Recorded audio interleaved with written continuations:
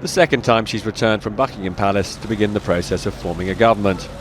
The first time last July, she was triumphant as new leader of the Tory party, but today was after the worst night of her political life, having thrown away the Tory party's majority in Parliament in a general election she didn't have to hold. I have just been to see Her Majesty the Queen, and I will now form a government.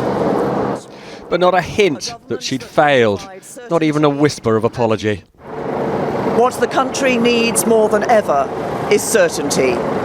And having secured the largest number of votes and the greatest number of seats in the general election, it is clear that only the Conservative and Unionist party has the legitimacy and ability to provide that certainty by commanding a majority in the House of Commons. Now this was what one of her team told me was the very worst moment of his life, the moment polls closed on Thursday.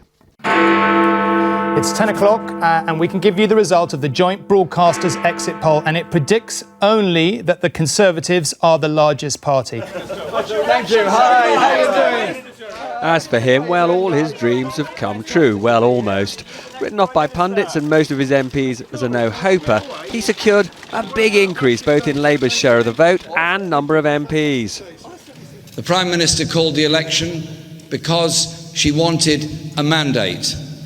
Well, the mandate she's got is lost Conservative seats, lost votes, lost support and lost confidence. I would have thought that's enough to go, actually, and make way for a government that will be truly representative of all of the people of this country.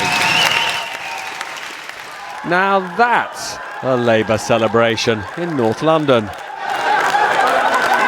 And here in Canterbury, they took a seat they've never, ever held.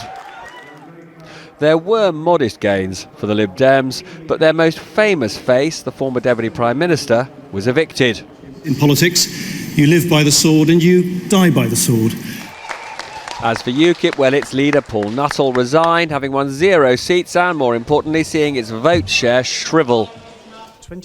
A challenging night too for the Scottish National Party, as they lost 21 MPs, including its leader in Westminster, and the man, Alex Salmond, credited with turning the party into such a force.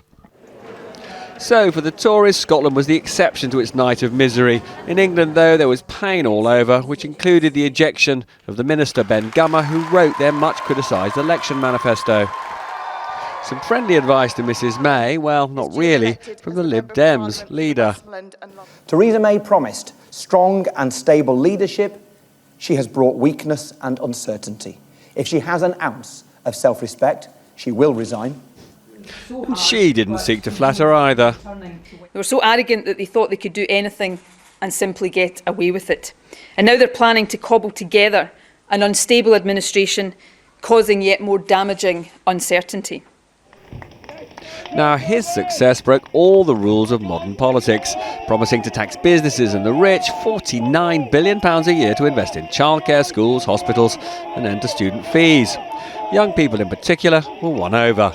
We're offering to put forward the programme on which we fought the election. We have done no deals and no pacts with anybody.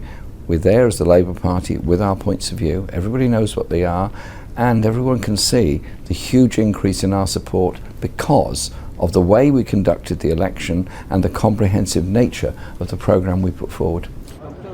So will Mrs May willingly move out of here to make way for him? That's a laugh. But the penny did eventually drop for her that apologising might be an idea.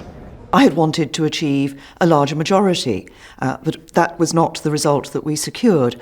And I'm sorry for all those candidates and hard-working party workers who weren't successful, but also particularly sorry for those colleagues who were MPs and ministers who'd contributed so much to our country and who lost their seats and didn't deserve to lose their seats.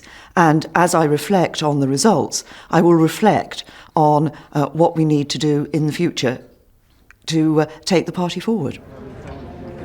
Lonely at the top? Well, for her, much worse. Tory MPs tonight only standing by her because they currently fear the possible alternatives would be worse.